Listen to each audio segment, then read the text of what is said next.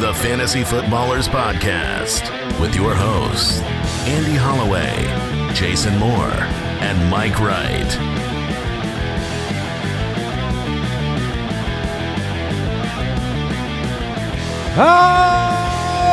Welcome in.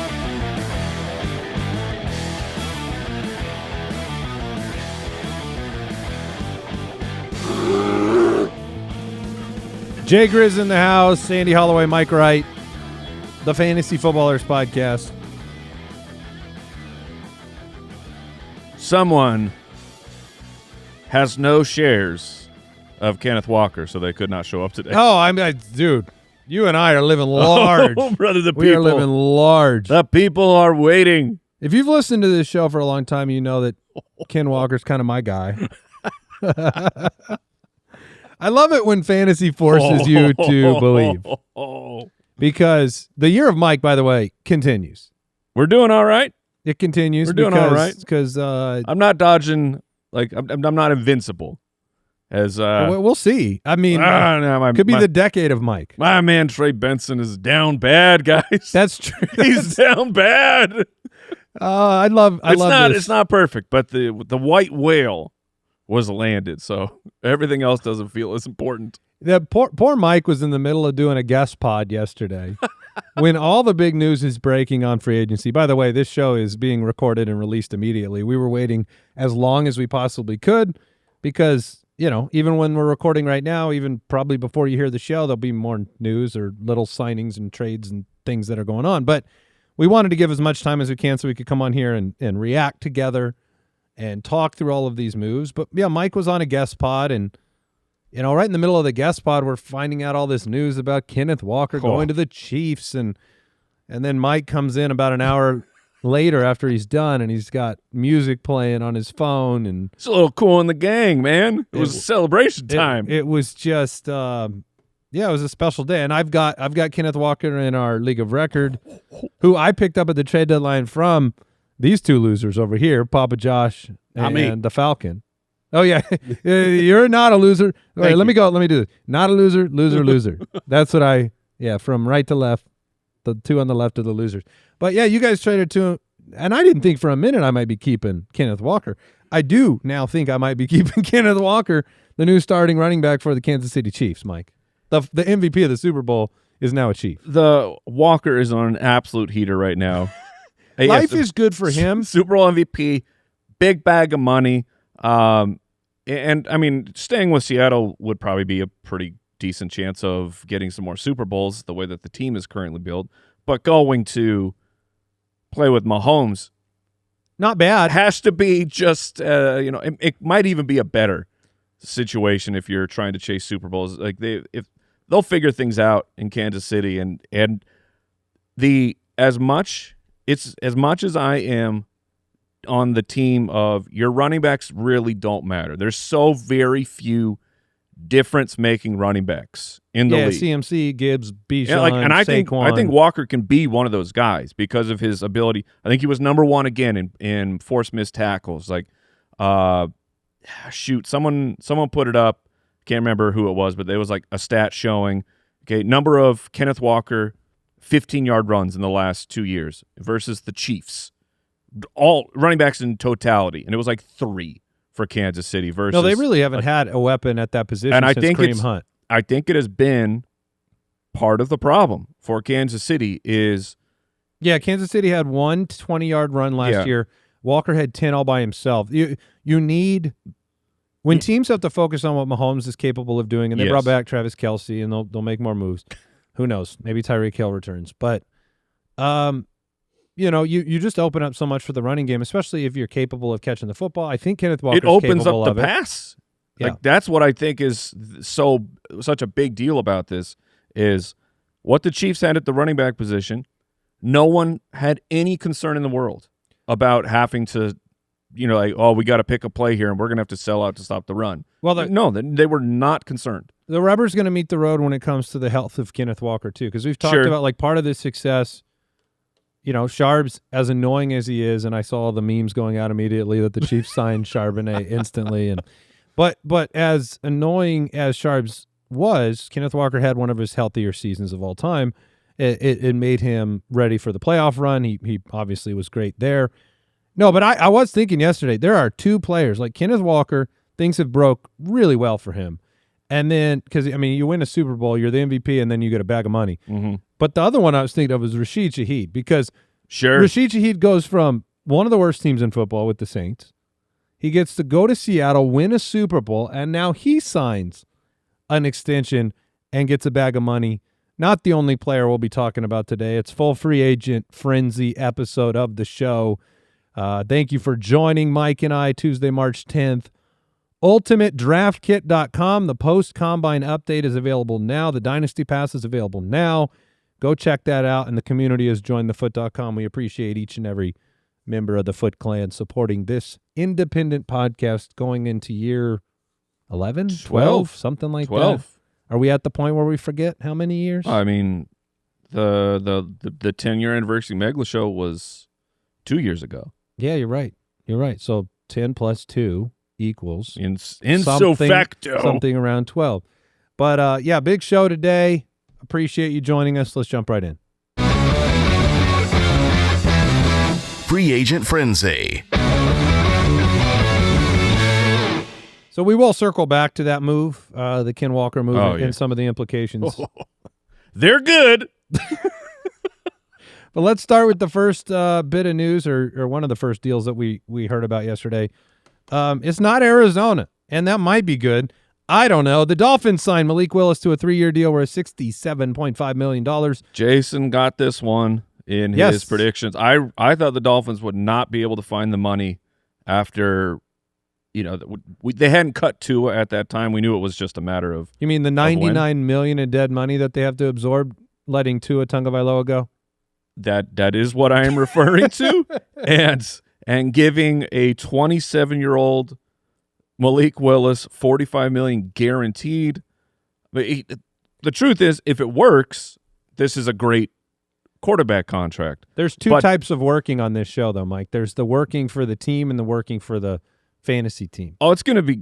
It should be solid. That one should be pretty good. It should be solid for fantasy. It's. I'm looking, on our profile right now. Malik Willis, 4 years in the league.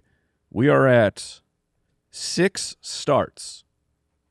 It's 6 starts. Yeah. So, and again, it could work. Malik Willis in the limited action has looked great.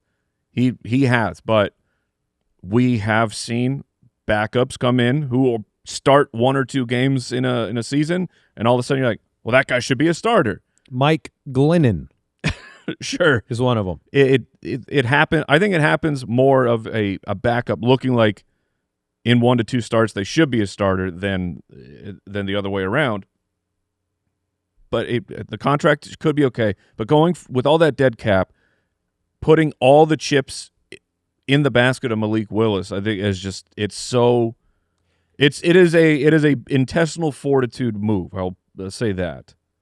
It was something I thought Arizona was going to make the splash for Malik Willis.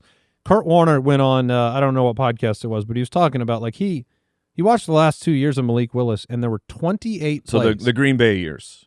Yeah, there were 28 total plays in which he had to basically play quarterback. So you're not talking about design runs. You're not talking about little screen passes that any quarterback in the NFL can make. You're talking about, I sit back there, read a defense, make a throw. So he didn't say it was bad. Like, the 28 wasn't – there was some good, there was some bad. He just said, like, that's what you're evaluating $45 million guaranteed on is 28 basic dropbacks to make a decision on Malik Willis. Now, I'm not going to change my tune just because he goes to Miami instead of Arizona. I believe that Malik Willis will be successful. I think he's a good player. I think what he brings to the running game is going to be amazing, not just for fantasy, but just for that team. But, yeah, it's impossible to say it's not a risk. It's impossible not to say that there isn't some unknown with Jalen Waddle and what he's going to be able to do in that offense. Devon Achane in that offense, like we're entering a brand new head coaching era for Miami. Part of the connection there, their new head coach is the former. They have two different connections to Green Bay, so they have familiarity with Malik Willis. But it's going to be one of those things that you're like, Malik is a gamble, right? Like he's going to get drafted probably. Malik will be a fun late round target in single quarterback leagues. And if you're, we're in dynasty season. If you have Waddle or Etienne, it could have gone bad. Could have gone much worse. It could have gone horrifically bad here. So I think you can at least have optimism, and you don't have to, just go all the way into the season just quaking in the boots. Quinn Ewers fans are Quinn Ewers sports cards holders not happy at the moment. Yeah. Rushing totals in his 3 starts last year, 41, 73, and 60. Yeah. I mean, that's a lot. So, and Tua Tagovailoa ends up leaving Miami. He'll get paid, and now he's got a 1-year deal being the second lefty in Atlanta. I know Kyle is so excited about all the amazing Atlanta signings yesterday. Atlanta and Arizona. Oh, God. Just handshake. Just dominating the free agency period. If your goal is to be bad. It's so embarrassing.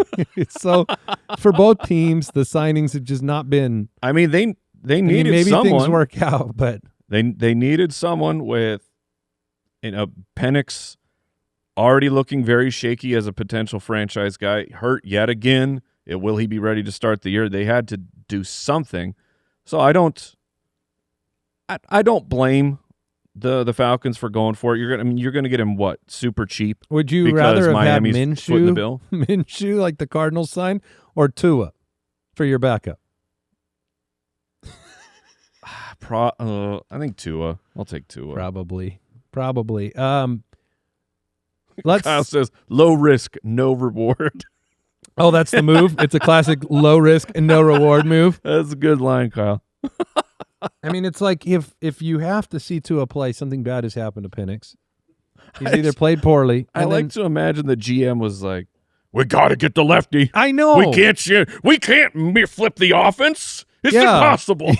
The ball must spiral the same way." It's like when you have your quarterback is a mobile running quarterback. It's like the Ravens. Oh yeah, you got Lamar. Yeah. Okay, well we want to go to Huntley, who he's also athletic and can sort of duplicate what Lamar is able to do. And they're just applying that to left-handedness. Yeah.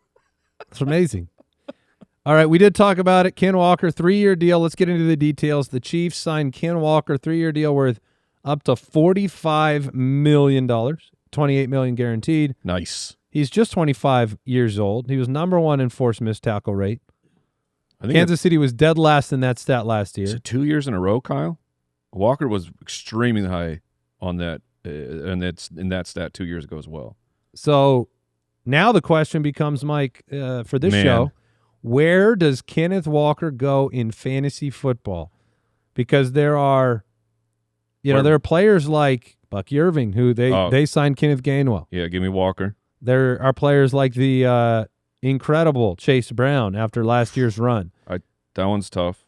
Derrick Henry, a year older in Baltimore. And they lost their center. They lost Lindenbaum. Yeah. That's a devastating blow to that. That's huge. line. I mean, he's getting paid more money than all the other centers by a lot. Josh Jacobs or Ken Walker? See, it's one of those things where people are going to be very excited for Kenneth Walker. So just to zoom out real quick, this is awesome. Like on paper, this is so incredible. A truly dynamic running back, like you said, number 1 in forced missed tackle rate. Last year, Kansas City, if their running back's dead last in that advanced metric the one truly a big thing you need from your running back is I need a guy who can actually make something happen on his own, not just get what's there, make something happen. Walker probably jumps into the late first based off of the hope and the dreams of how awesome the player was into the situation. I don't know. It's going to be risky business, but he'll be like between Walker, Chase Brown, Jacobs. I think those are really difficult questions to answer right now. I feel like the hype for Walker, like there could be a plan in Kansas City to not, like we all want Super Bell Cow. I don't think you're going to get that. But I don't think you're going to get that at all. And whether they bring back Kareem Hunt or something to be, I mean, that's best case. to me, for the Chiefs' backfield is not bringing in another younger, able-bodied running back. Well, you need but someone like Kareem Hunt. Someone coming.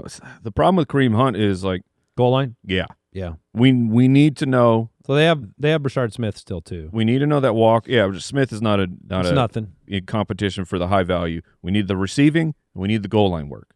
We need to know for sure that's locked in. The triple threat of super running back.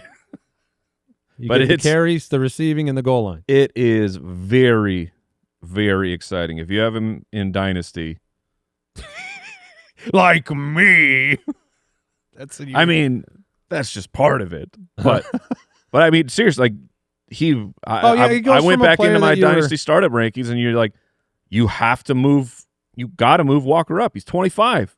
He's on the Chiefs. It seems like he probably took less money too to go to Kansas City. Because Travis Etienne signed a 4-year deal worth $52 million. I mean, that's more money than Walker got. And we still haven't seen the guaranteed money on Etienne. So, I mean, total value is potentially higher for Etienne. But, you know, I mean, it's not a huge difference of $7 million. Yes, it's a lot. I get that. But I'm saying... Oh, he's 2 years older. It was a little surprising.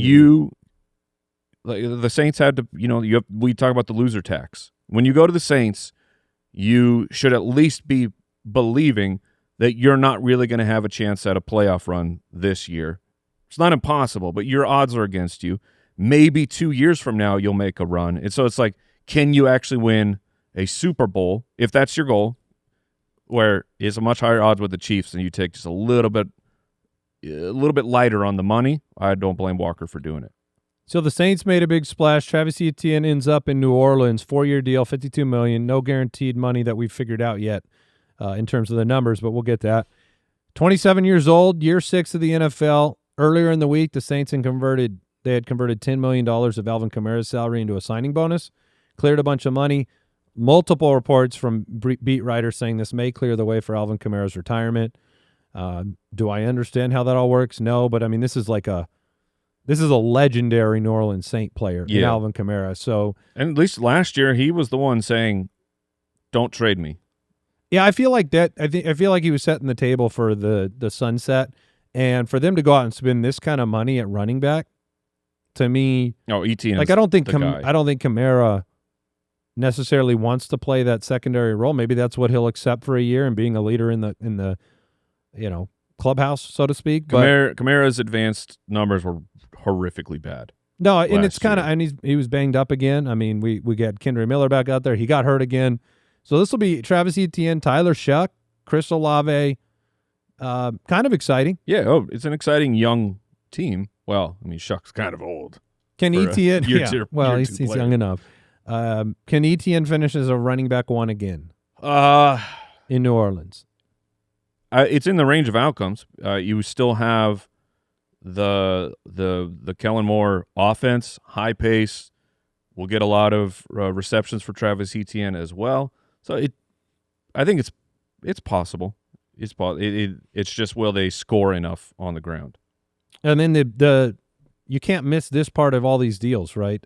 Ken Walker obviously leaving Seattle. Their backfield is now completely in flux. Charbonnet's coming off a major injury. They got it covered, man. Well, there's rumors this morning about Rachaad White to Seattle. So Mike finds this very funny, dude. Because Rachaad White and Charb's on that's your backfield. 1 yard of carry.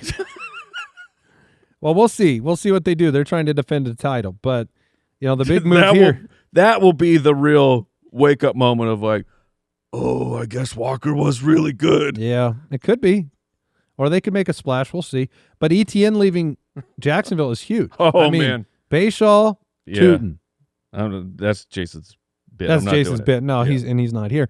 But Bayshaw, Tootin right now, sky's the limit. Yeah. There's a great offense. It's very exciting Liam Cohen. for him. I mean, Etienne was a super surprise last year in terms of how fantasy relevant he ended up being under Liam Cohen after a down year. So, Tootin was 5th in rush success rate and 11th in forced missed tackle rate among 55 running back.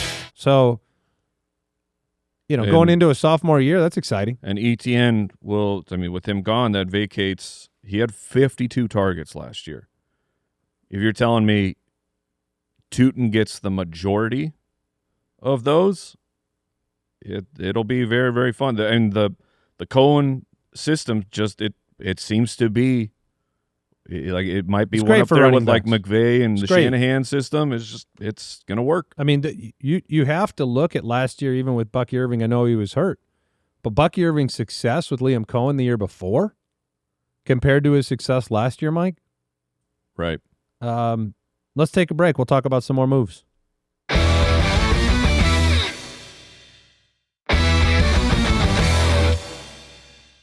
All right, we're back into the free agent frenzy here on a Tuesday morning. The Buccaneers signed Kenneth Gainwell, who was a revelation for Pittsburgh last year. 2-year deal worth up to $14 million, $10 million guaranteed. It's not a crazy deal. He's 27 years old or about to be, and this was the leading wide receiver for the Pittsburgh Steelers last year at the running back spot. This one's a blow to Bucky because I just shared my thoughts on Rachaad White. He was not a threat. Sean Tucker is just this imaginary, nebulous being that the Buccaneers never actually cared for. You'd see him flash on the field, but then they would never give him work. They let him, they didn't tender him. And Kenneth Gainwell is a true player who can take away from Bucky Irving and duplicate what Bucky Irving does on the field. I've seen not as good as Bucky, but yeah, he's not as good as Bucky. But it's like if you're getting 85% of Bucky, that's someone who should get touches. The thing about Kenneth Gainwell that I think we've seen throughout his career is he forces his way on the field, whether you believe he should be or not. There was a point of time, middle of the offseason, Jason could not handle the inference, the suggestion that Kenneth Gainwell could take away from Caleb Johnson. There was not a and he's not here to say nothing. But I remember the conversation. It was like, hey, buddy, people like Kenneth Gainwell. I mean, great teammate, great player, versatile, does the little stuff that you don't see in the fantasy football stat sheet, but teams love. Now, I've seen a lot of people say, what are you talking about? Bucky is fine. Bucky's everything. And Bucky he'll be okay. His ceiling's down. But I think the question that you have to ask yourself is, Kenneth Gainwell a better player than Rachaad White? Yes. That's enough. Yes. You know what I mean? And that's not in my opinion, no, he's better. Yeah. He's more versatile. He's a better athlete. Yeah, I He'll agree. get you more than 2.5 yards on the ground. I don't know if the team, and I don't know all the details of what went on with Bucky Irving's absence. It clearly wasn't all recovery from a physical injury last year. But from the vibes were weird. I think there were some mental health things going on, and they were dealing with that. But from a reliability standpoint, that puts things in flux, and Kenneth Gainwell is a stabilizer, so they bring him in. The Cardinals. Oh, the Cardinals. Oh, they reworked James Conner's contract, right? Yeah. And then they said, what if we made two of you? The Cardinals signed Tyler Allgeier to a 2-year deal worth $12.25 million, $8 million guaranteed. 25 years old. I hate this just because of Trey Benson. Like, Allgeier is good. Allgeier, with the money, James Conner had to take less money just to make sure he kept a job and to be on the team. And then you go day one and sign Tyler Allgeier. I know it's not as it's not the high profile money that the other guys are making, but Allgeier is a good player, and $8 million guaranteed is enough that I will project that he will end up being. It'll be him and Conner, and then Trey Benson is just cooked. Yeah. Yep. This is the we we'll don't never believe get to find out if he could fly. No, this is the we don't believe in you at all. This isn't pushing you out of the nest so that you can fly. This is so you land on the ground and the animals eat you. Allgeier and Conner are workhorses. I think that's the headline. Like, these are not guys that need plays off. If they get it going, they're not going to turn to Trey Benson. And they wanted Connor back enough to rework the contract. Connor keeps the job, like you said.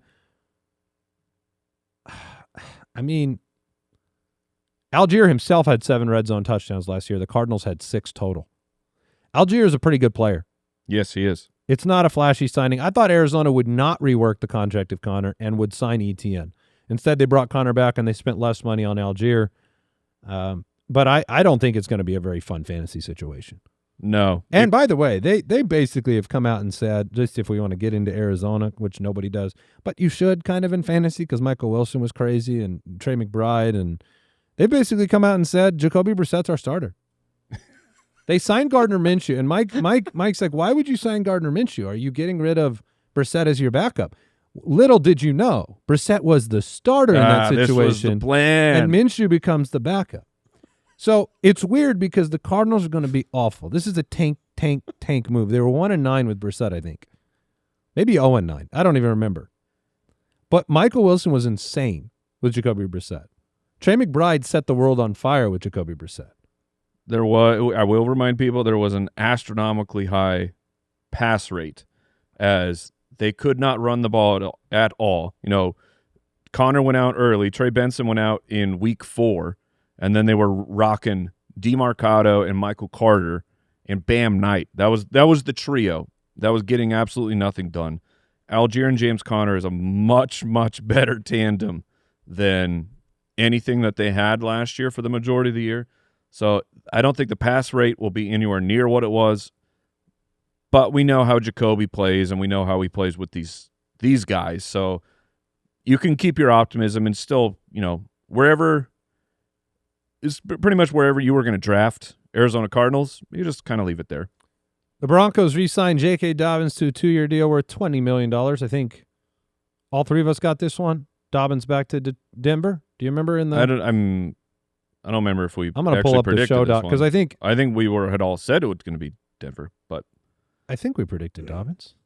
It seemed the easiest one. But yeah, that one and Wan'Dale were like the lowest hanging fruit. Oh no, me and you got it. Oh! Jason missed it. I think that puts me in the lead then, because Jason got the Miami Malik one. That was big. I got the Evans 49ers. Right. But I didn't realize Jason had switched it up with Dobbins. So Kyle's words, not mine. What a loser. Yes. Speaking of Jason Moore. And the word out of the word out of He's going to let it sit as Denver long as possible. Is the Broncos will also draft someone.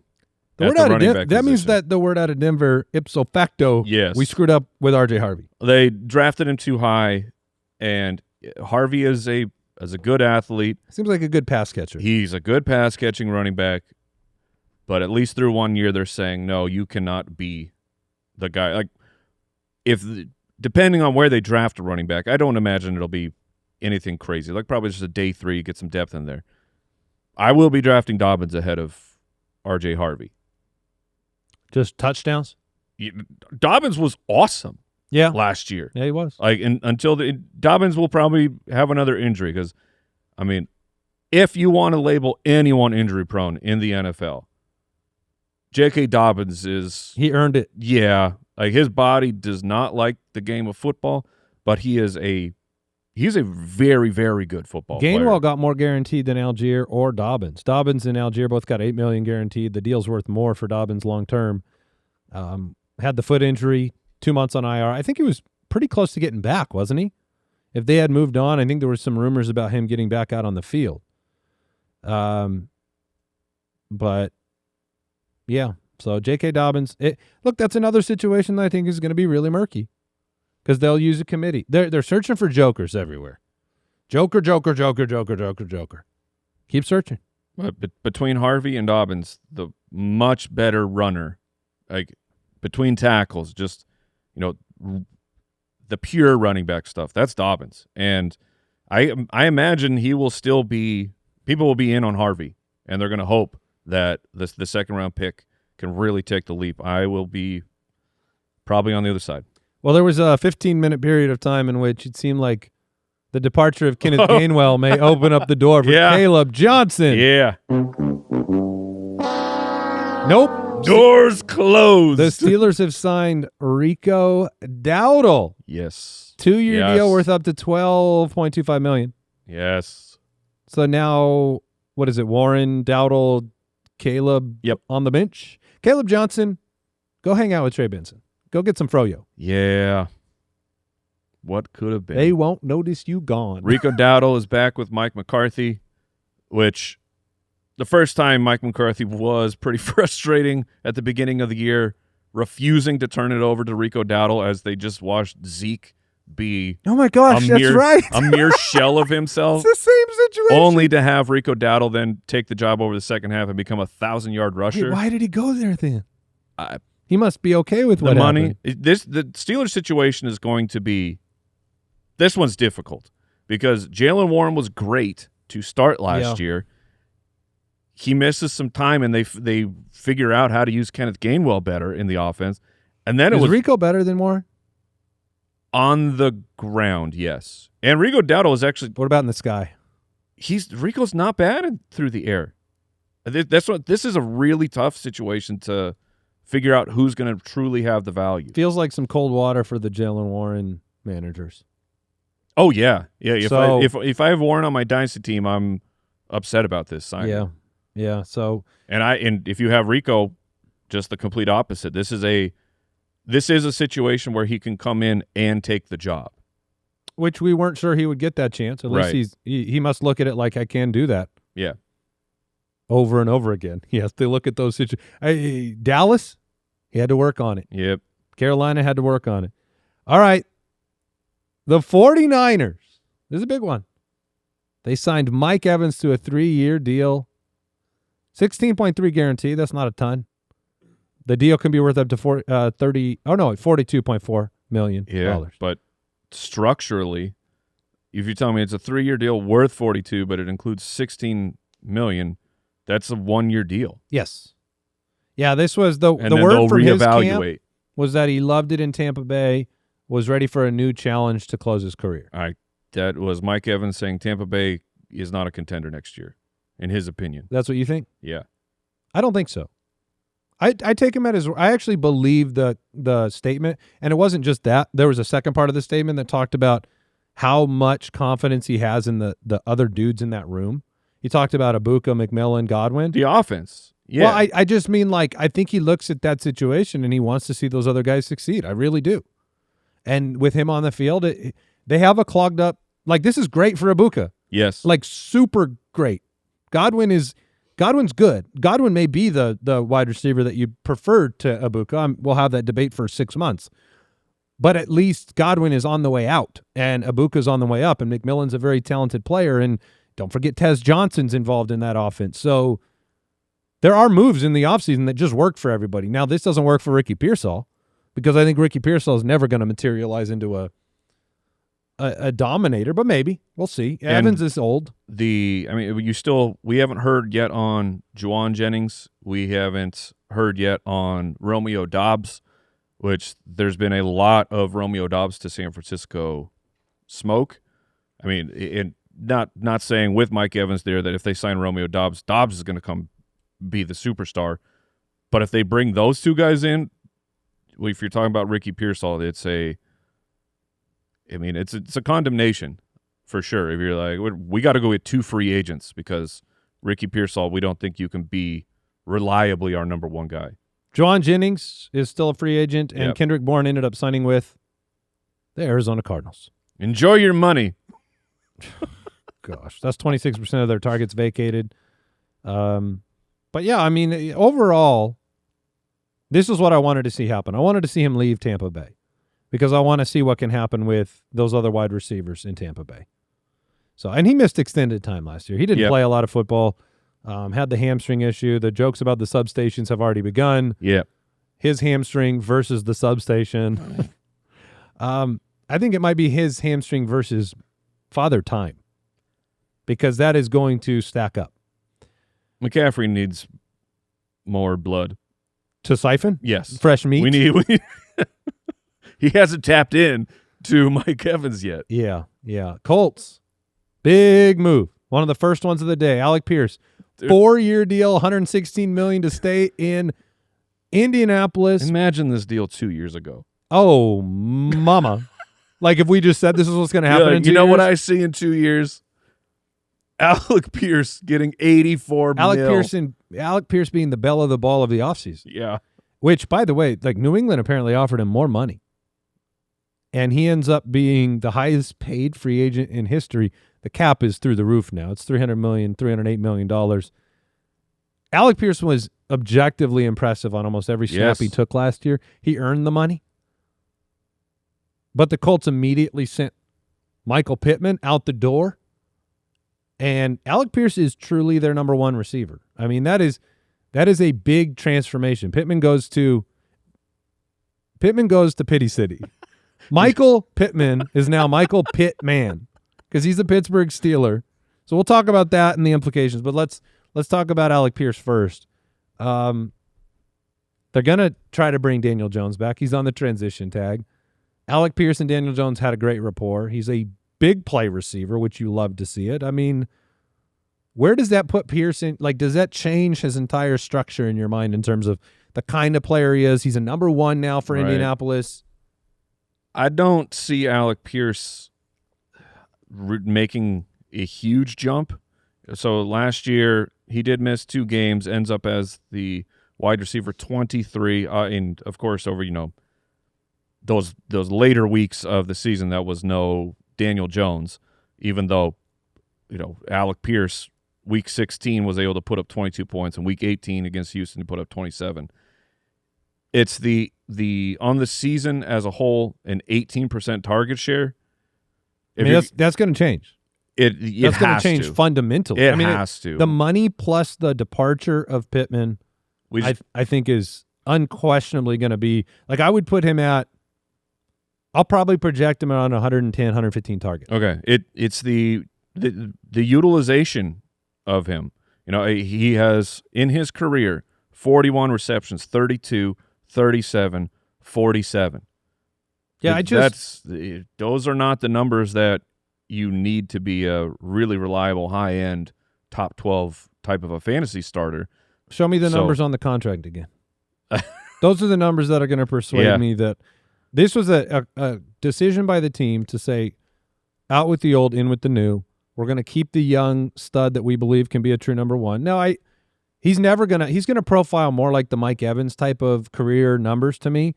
Like Evans was not a perennial 100-catch guy in Tampa Bay because the yards per catch. I mean, Evans in Tampa Bay, premier years, finishing as a top 12 fantasy receiver, 67, 70, 74, 86, 71. He had 196 catch season. Mostly he's in the 70s. His average per year, Evans, Hall of Fame career, 72.2 catches per year. You get Pierce into the 70s, and I think that's far better. Yeah, I'm not expecting him to transform into Jefferson. He's got a type. They have Tyler Warren for intermediate receptions. They have Josh Downs. So, yeah, I mean it's a big move, and he didn't leave. They didn't let him go. And then Michael Pittman goes to the Steelers for almost nothing. I think losing the contract. Well, they signed him to a new contract, 3 years, $59 million. Oh, really? I had missed that one. You didn't see that they renegotiated? Oh, good. Good. Because Pittman is good. Michael Pittman is a good wide receiver. I was hoping this wasn't just casting him to the Isle of Misfit Toys. No, I think that Pittman is a good wide receiver. I would call him solid in terms of they needed another guy. Yes. I mean, DK could not carry the load at all. Some people are like, well, I'm going to take Pittman ahead of DK now. That's not me. I'd be taking DK ahead of Pittman still. I would think I will take neither. Neither is an option. It might be Kirk Cousins. Is it Will Howard time? It might be Kirk Cousins. Oh, did you not see this morning? Oh, no. Mike just threw up in his mouth. They're going to go from Rodgers to Cousins? That's the talk. The talk is to move from one veteran. If Rodgers doesn't come back, move on to Cousins. 1-year deal with Cousins. No. Oh, Pittsburgh, I'm sorry. Mike sitting in it and relaxing. Oh, man. You'll never draft DK again. No. All right, we'll take a break. If you're telling me it's Kirk Cousins? Yeah. I mean, it's just a rumor, Mike. I would go Will Because who Howard. else? I would go Will Howard. If I'm the Steelers, I would go Will Howard too. What they third round? Was that what Will Howard was? I believe he was a third-round pick. I mean, to take a quarterback in the third and then be like, "Nah, we're gonna turn it over to old beat up Cousins." Just let Will Howard go. Mike McCarthy. Let it. Oh, Howard was a sixth rounder. Okay, we're way off. Yeah. Never mind. Bring in Cousins. All right, we got more to talk about. Really, he was a sixth. We'll be right back. Oh, sorry, Will. Today's show is brought to you by our friends over at Prize Picks. Shoot your shot on Prize Picks and get $50 instantly in lineups when you play your first $5. That's right. Prize Picks is now giving you $50 in lineups when you sign up and play your first $5. Prize Picks is simple to play. Just pick more or less on 2 to 6 player stat projections. If you get your picks right, you could cash in. And we're talking all your favorite sports: basketball, baseball, hockey, UFC, soccer, college basketball, tennis, golf, esports, and more. And now Prize Picks has early payouts if your player gets off to a hot start. You might have the option to cash out those winnings before the game even finishes, and all withdrawals are fast and secure. Download the Prize Picks app today and use code FOOTBALLERS to get $50 in lineups after you play your first $5 lineup. That's code FOOTBALLERS to get $50 in lineups after you play your first $5 lineup. Prize Picks. It's good to be right. Did we not talk about the Bills trading for DJ Moore yet? I thought we talked about it on the show. I don't know. Let's all talk the about shows, it again. all the shows blend together.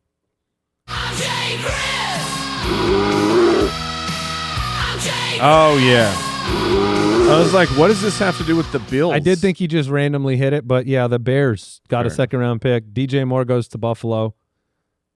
It's one of those moves that makes sense for everybody. You get... Especially the Bears. Yeah, I mean, yeah, especially the Bears, because the Bears weren't using him. I think this move works for the Bears. This move works for DJ Moore. This move works for Buffalo. DJ Moore is maybe not as good anymore as we think he might be. I don't know why he was the screen merchant, and that's it, and the backfield guy. But you wanted Odunze to have runway. You want Luther Burden to have runway. Oh, yeah. I'm saying for the Bills. I think this might have this might have broke while we were on the Footcast. That might have been what I was thinking about. But the Bills traded a second. They did a 2-5 swap. Yeah, to that's a get big DJ trade. Moore. That's a big trade. The Pittsburgh Steelers did a 7-6 swap to get Michael Pittman. That would have been better for them.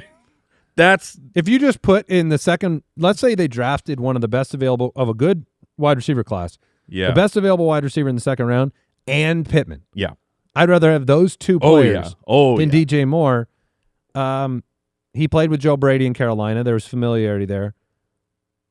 Loveland, Burden, Odunze. That's what I'm most excited about. I'm also most excited just to have more weapons of any kind. They released for Josh Allen. They released Curtis Samuel, I think. Yeah. I don't know. It kind of works for everybody. The works. price it was a very lot. expensive. Sometimes you got to overpay. It happens. Yeah. Yeah, I mean, and the Bears, they got a trifecta of youngsters. Oh man, the Bears, that offense is that's so exciting. Fun. They're so Please stay goodish, Caleb. Okay? We need no. Please improve. Get Please regularly improve. good. Yes. Please improve. That accuracy, won't go cut up. it. Let's go up. Jay Grizz wants to see it.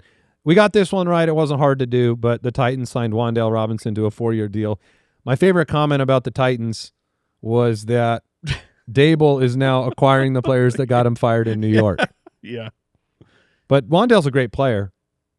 They didn't really have a receiver in Tennessee. That's the essence of what I think, people don't realize it. I'm in on Cam Ward. I do believe in Cam Ward. I always kind of have. The end of the year was 10 touchdowns. It was needed. 1 interception over the last 10 games.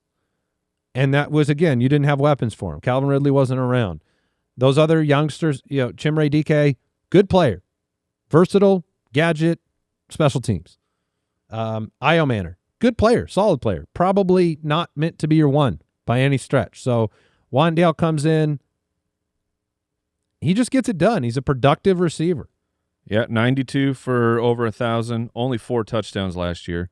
And he should, with his $38 million guaranteed, he should walk right in to be, a 20, 25+% of the targets. So if you do believe in Cam Ward, Wan'Dale will be a very interesting target. Yeah, Wan'Dale had 4 top 12 finishes last year, which was more than Sutton, more than T. Higgins. So I don't know what I don't know if you can get the kind of targets you'd hope for with Cam Ward in Tennessee, but maybe. I mean, he's coming off of 30%. Is there a world where Wan'Dale is undervalued in fantasy? Yes. Okay. Because the Titans have that stank on them. The Seahawks re-signed Rashid Shaheed. I mentioned it earlier in the show, 3-year deal worth up to $51 million. He is one of those players that I don't know if it's ever going to translate into fantasy as well as it does in real life. I feel like he is such a dynamic, great player, but I don't know if fantasy consistency is what you're going to see from Rashid Shaheed at any point in Seattle. You're going to get Torrey Horton back. You've already got JSN seeing that contract that Alec Pierce got, put a down payment on a Scrooge vault. You can pre-buy the Scrooge McDuck vaults, and he bought 2 of them. Yeah, he's going to break it open. So will Puka, by the way. So Rashid Shaheed gets traded to Seattle, and I'm seeing 1, 2, 3, never 4, hit 10 5, fantasy points. 6 games of 8 or fewer yards. I mean, and yet it was weird that it never got going. Maybe we'll have it with the entire offseason and having the established roles that it'll be better for Shaheed. Okay, the Raiders have signed Jalen Nailor to a 3-year deal worth $35 million. $23 million guaranteed for Jalen Nailor. There was a report last week that Jalen Nailor was going to be a hot commodity on the free agents market. Yes, that people were going after. By the way, from the Minnesota Vikings, Jalen Nailor. Yeah, if you don't know who he is, he plays wide receiver. I don't blame you. I mean, Jalen Nailor is a dynasty-only name of name recognition. But they said he was going to have a hot market, 23 guaranteed, 27 years old. I mean, it's okay. This is what does the NFL know that we don't, and that the Minnesota Vikings didn't know? They don't know anything. The Raiders paid the loser tax to get a solid wide receiver, not a special one.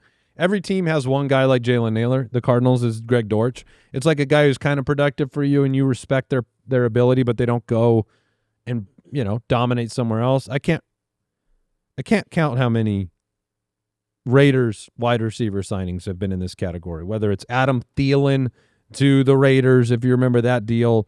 Nailor's fine, but he's a 27-year-old wide receiver who didn't, he just wasn't a game changer. They have Deontay Thornton. They have Trey Tucker. They have Jack Besh. They don't have wide receivers. They're going to draft some too.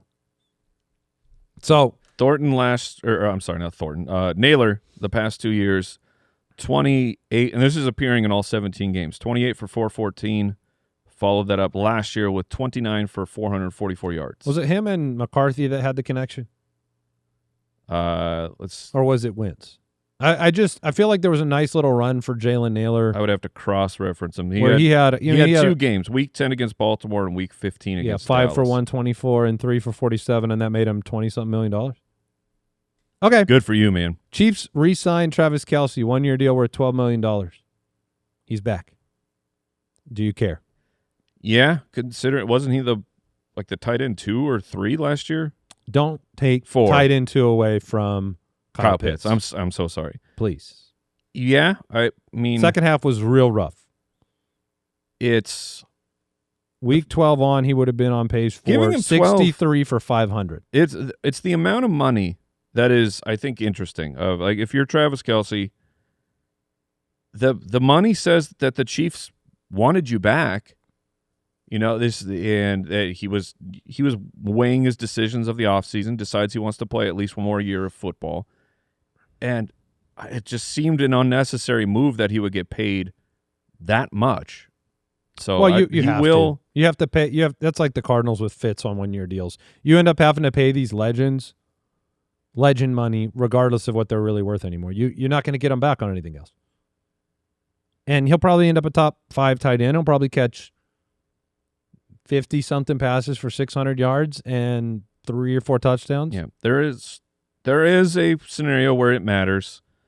But as a reminder, and for Walker as well, that Mahomes is coming off a devastating knee injury and may not be ready week 1. Oh, I bet he is. I bet he is. Isaiah Likely, 3-year deal with the New York Giants.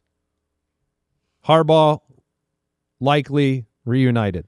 Yeah. Theo Johnson gets a little kick in the in the sensitive spot. Theo Johnson was someone I was pretty interested in, but a 3-year, $40 million for Likely is a legit weapon. So this is exciting for Jackson Dart. I was thinking the same. It's good for Jackson Dart. More weapons on the field. It's not like Theo can't catch touchdown passes. Yeah. He probably won't be as good for fantasy, but he's still good for Dart.